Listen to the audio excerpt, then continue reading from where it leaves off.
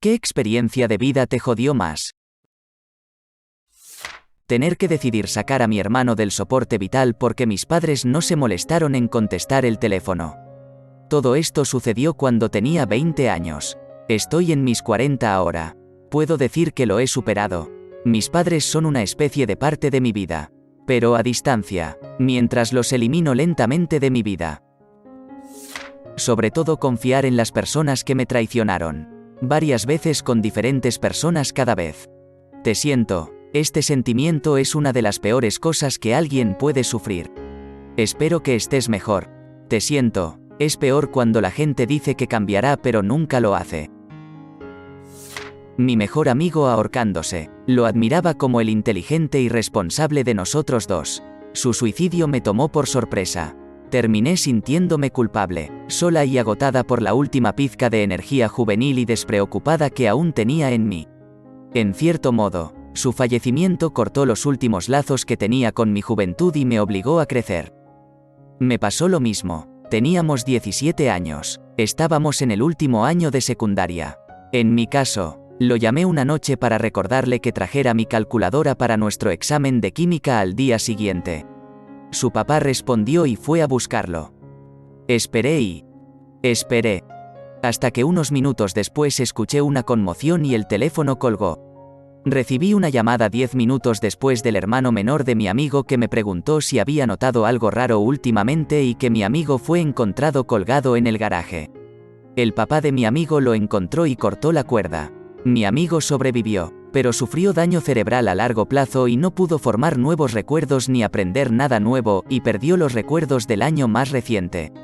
Incluido el incidente. A menudo me pregunto si mi llamada telefónica le salvó la vida. Pero no volvió a ser la misma persona. Así que esencialmente murió esa noche. Aunque todavía lo veía de vez en cuando. Fui a la universidad al año siguiente y su familia se mudó. Realmente nunca me di cuenta de lo lento que ese trauma ardía continuamente hasta más tarde en la vida.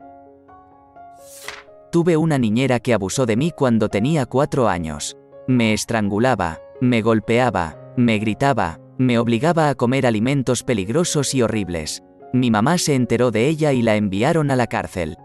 Recibió una sentencia de 5 meses. Ser testigo de la muerte de mi madre. La novia de mi papá tratando de matarnos. Descubrir que mi hijo de 10 meses no era en realidad mi hijo. Hijo de 2 años diagnosticado con cáncer. Cuando estaba en la universidad estaba muy arruinado. Mis padres no me apoyaban económicamente y yo trabajaba en 3 trabajos, un trabajo de 20 horas a la semana. Los otros 2 de 10 horas a la semana cada uno, además de estudiar a tiempo completo. En enero de mi último año, después de pagar el alquiler, las facturas, la matrícula y comprar mis libros de texto, me quedaban $20 en mi cuenta y me quedaban 2 semanas hasta mi próximo cheque de pago. No tenía dinero para comprar comida. No sabía qué hacer y me daba mucha vergüenza pedir ayuda. Recuerdo estar en la sala de descanso del trabajo y oler la comida de todos que estaban calentando en el microondas. He tenido hambre, pero nunca me sentí realmente hambriento sin saber de dónde vendrá mi próxima comida. Y me asustó, después de apenas comer durante 3 días. Casi me desmayo en el trabajo. Mi jefa me habló en privado para preguntarme qué estaba pasando porque se dio cuenta de que había estado fuera durante unos días. Y simplemente me derrumbé y le dije cuánto estaba luchando económicamente y que no podía pagar la comida. Inmediatamente sacó su billetera y me dio 2 billetes de $20. Me sentí tan avergonzado de tomar ese dinero. Pero también sentí que no tenía otra opción. Más tarde también me ayudó a solicitar cupones de alimentos. No tan horrible como algunos comentarios aquí. Pero nunca me había sentido tan impotente en mi vida. Espero que mi antiguo jefe sepa que su acto de generosidad me ha impactado hasta el día de hoy. Esos $40 me salvaron. Sacar a mi esposa e hija de mi auto después de que un conductor ebrio nos atropelló. Estaban ilesos, pero cuando le pregunté a mi esposa dónde estaba mi amigo en el asiento trasero, mi esposa no pudo contenerse y comenzó a gritar entre lágrimas: «Está muerto. Está muerto en la consola central». Me quedé con mi amigo e intenté que volviera a respirar hasta que el SEM me obligó a apartarme. Terminó siendo transportado con vida en estado crítico a una ciudad cercana que tiene un hospital con una muy buena reputación por ser hacedores de milagros. Mi esposa y mi hija sobrevivieron a salvo con solo algunos golpes y moretones. Pero nunca volví a ver a mi amigo. No puedo dejar de escuchar los sonidos que hizo u olvidar las cosas que vi mientras esperaba a los paramédicos. Usen sus cinturones de seguridad y no beban y conduzcan, por favor. Mi abuelo siendo golpeado hasta la muerte por un tipo borracho tratando de obtener las llaves de su auto. Esto es horrible. Lamento mucho que hayas perdido a tu abuelo de esta manera. Mi tía me dio un puñetazo en la cara porque no saqué algunas prendas de la secadora lo suficientemente rápido. Salir temprano del trabajo un día para llegar a casa y encontrar a mi prometido follándose a otro tipo en nuestra cama. A mí me pasó algo parecido. Pero era mi esposa desde hace 5 años. Cuando tenía 16 años, jugaba tenis competitivo y era decente en eso. No iba a ser profesional ni nada. Pero lo disfruté y me defendí en los locales. Entonces, entré en un torneo para jóvenes prometedores y me fue bastante bien. Sin embargo, a medida que avanza el torneo, noto que todos los demás participantes tenían a sus padres u otros familiares presentes para mostrar su apoyo. No es así para mí. Estaba solo. Llegué a la semifinal, la cual gané y cuando terminó el partido, vi que los padres del otro niño inmediatamente lo consolaron y le dijeron que hizo un buen trabajo al llegar tan lejos. Un recuerdo que todavía me persigue hasta el día de hoy. Nunca nadie vino a decirme algo así. Habría renunciado felizmente a mi victoria para cambiar de lugar con él en cualquier momento. La soledad que sentí por eso me aplastó más que cualquier pérdida de un partido. Me desmoralizó tanto que dejé de participar en torneos poco después y dejé de jugar por completo poco después. No es tan malo como algunas de las cosas realmente horribles que la gente ha escrito aquí. Pero bueno, no es como si tuviéramos que elegir lo que nos jode, ¿verdad? Cuando yo estaba en 3er grado fui violado por mi maestro. No fue violento. Obviamente lo planeó. Esto fue en los años 80 y todos en la clase se subían a su escritorio en fila todos los días y se sentaban en su regazo mientras revisaba nuestras tareas. Este día me pidieron que me quedara después de la detención por hablar durante la clase. Solo estaba yo en la habitación y tenía una hoja de trabajo que tenía que completar para irme a casa y necesitaba ayuda.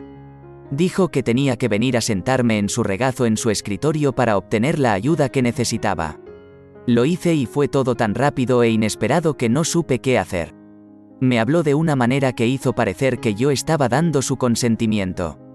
Lo cual era imposible, por supuesto. Me dijo que si le decía a alguien que le pasarían cosas malas a mi mamá y mi papá. Le dije a mi mamá esa noche después de irme a casa y ella me dijo que no hablara más de eso. Descubrí después de su muerte que fue abusada sexualmente cuando era niña y no podía lidiar con que le sucediera a uno de sus hijos. Por lo que simplemente lo negó. Unos años más tarde, en 8º grado, mi mejor amigo de la escuela primaria me preguntó si ese maestro alguna vez me tocó porque también había abusado de él. Dije que mi mamá me dijo que no hablara de eso y le dijo que ya no podía hablar con él. Se disparó en la cara con la escopeta de su padre unas semanas después. Para cuando llegué a un acuerdo con todo esto, el maestro había muerto. Era un miembro célebre de la escuela, la iglesia y la comunidad. Cuando tenía 16 años mis padres vinieron a mi graduación de secundaria.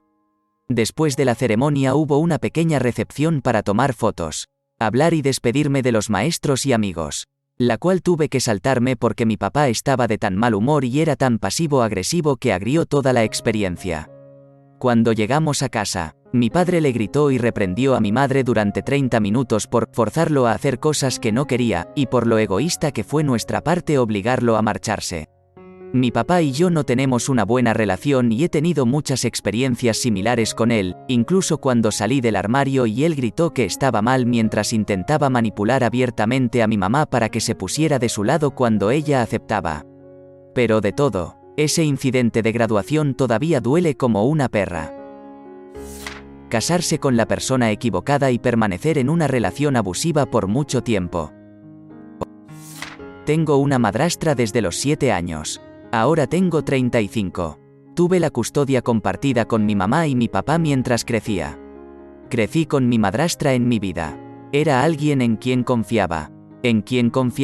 A quien amaba. Ella tuvo 2 hijos con mi papá, mis 2 medios hermanos, a quienes absolutamente considero mis hermanos. Mi relación nunca fue fuerte con mi papá mientras crecía. Siempre estuvo a la sombra de mi madrastra.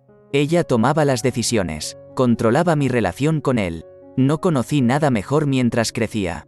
Mi papá se divorció de ella hace unos 4 años. Mi papá es una persona completamente diferente. Es cariñoso, afectuoso, empático, tan saludable, con los pies en la tierra. Mi madrastra me robó la oportunidad de ver ese lado de él. Llegar a darme cuenta de que ella lo controlaba y lo ocultaba de mí ha sido realmente difícil. Ahora tengo un hijo de 2 años y mi papá abuelo lo cuida 2 días a la semana. Mi papá es el mejor abuelo que podría pedir. Estoy tan contenta de poder ver a mi padre ahora por lo que realmente es. Y estoy muy contenta de que mi hijo también lo experimente. Fui golpeado por un grupo de 30 tipos cuando tenía 15 años. Golpeado en la cabeza con una botella de vidrio. Apuñalado en la espalda con un destornillador. En serio, aunque iba a morir, me volví demasiado agresivo después de esto. Siempre buscando problemas antes de que los problemas me encontraran. En parte como una forma de autodefensa. Pero sobre todo como un intento de calmar mi orgullo herido. Me tomó convertirme en padre y un poco de terapia para calmarme. Perder un trabajo y estar sin trabajo y al borde de la quiebra. Nadie te ayuda, ni puede ayudarte, y entras en lo que parece ser una espiral sin fondo de vacío y arenas movedizas. Y volver a subir, o incluso tocar fondo, es muy difícil, especialmente sin golpes de suerte o un buen sistema social y red. Y te jode, incluso si con suerte cuando salgas de eso. Te enseña grandes cosas, te endurece y te hace mucho más maduro y competente en la vida. Pero aún así, también te jode. Al darle a mi hijo a mi madre después de mi primer aborto espontáneo. Sentí que no podía sacarme de la depresión lo suficiente como para cuidarlo. Todavía me derrito por eso hoy. Estabas haciendo lo mejor para él. Eso es lo que hace una mamá. Entiendo que debe haber sido una elección terriblemente difícil, pero es lo mejor que podrías haber hecho por él. Te aseguraste de que estuviera a salvo y cuidado. La muerte de mis hermanos. Han pasado 20 años y todavía no estoy de acuerdo con eso. El segundo fue no recibir ayuda cuando me di cuenta por primera vez de que estaba severamente deprimido. 4 años de dolor crónico. Todavía ha cambiado fundamentalmente quién soy como persona. No estoy seguro de si alguna vez volveré a ser el mismo. Tendría que ver cómo es no tener dolor. Mi segunda esposa fingió cáncer y trató de vaciar mi cuenta bancaria para comprar el amor de sus hijos. De hecho, era adicta a fumar metanfetamina y me lo ocultaba. Ella retiraba dinero de mis cuentas a altas horas de la noche y me decía que lo hice y que no podía recordar. Escondió en nuestra casa a una niña fugitiva que terminó preñada por su hijo de 16 años. La policía vino a buscarla, pero ella la escondió en el desván. Se puso Nair en el cabello para que le salieran manchas y dijo que era por la quimioterapia. Me envió una carta falsa de su médico diciendo que necesitaba tratarla mejor. Fueron 6 meses de infierno después de un matrimonio bastante normal de 5 años. Mi familia finalmente me rescató y me llevó para divorciarme. Violó constantemente su orden de no contacto diciéndome que estaba en un hospicio y le quedaban días de vida. Han sido 5 años y horas de terapia costosa y finalmente me siento de vuelta a la normalidad. No es sorprendente que esté viva y bien sin vergüenza. Acabo de mencionar los eventos principales. Hubo momentos diarios tóxicos y horribles demasiado numerosos para enumerarlos. Mi papá me obligó a comer mi propio vómito cuando me enfermé por el desayuno que me preparó. Fue al baño cuando estaba limpiando y se desahogó con su amigo por teléfono, amenazando con golpearme si vomitaba por comer alimentos otra vez. Crecí siendo quisquilloso con la comida después de eso, a menudo rechazando ciertos alimentos para evitar enfermarme y recibir ese tipo de tratamiento. Funcionó hasta cierto punto a pesar de crecer notablemente delgado y mis padres todavía me trataban muy mal. Puntos extra. Cuando mis padres me llamaron asesino antisocial hace 2 años por denunciarlos por su comportamiento abusivo. Y cuando mi hermana de 19 años y mi tía me criticaron por el llamado y me convencieron de mantener una relación con ellos a pesar de esto. Entonces, para responder a la pregunta, la experiencia de vida que más me jodió fue el período de vida. Escuchar a las enfermeras de urgencias decir, eso fue enorme, al salir de la sala de resonancia magnética y referirse a la hemorragia cerebral de mi madre. Ella tenía el golpe delante de mí. Alcancé a decir mi último te amo. A lo que ella respondió, tuve que quitarle el soporte vital después de 5 días. Un lazo entre mi primera esposa que falleció inesperadamente cuando nuestra hija tenía 3 meses. Y el otoño pasado cuando mi esposa actual cayó en una psicosis maníaca inducida y pasó 2 meses en el hospital sin poder comunicarse en ningún sentido normal. Mientras que yo asumí la vida y las vacaciones con 2 niñas, yo mismo. Ambas veces fueron increíblemente solitarias y ocurrieron con menos de 10 años de diferencia. Ya no sé cómo es la vida normal. Mi amigo se suicidó en 2003. Lo necesito. Me sumergí en una depresión durante unos 5 años. Universidad fallida. Mi negocio por cuenta propia. Mi trabajo nocturno. En última instancia, mi relación con mi pareja. Estar en un matrimonio abusivo. 10 años. Estuve casado con ella y me quedé por los niños.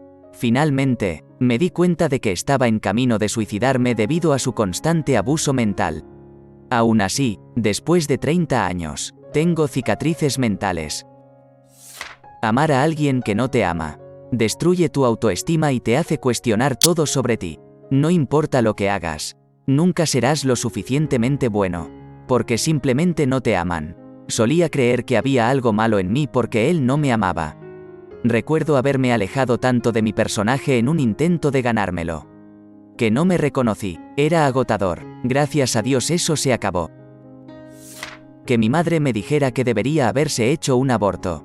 Yo tenía 6 años. Hombre.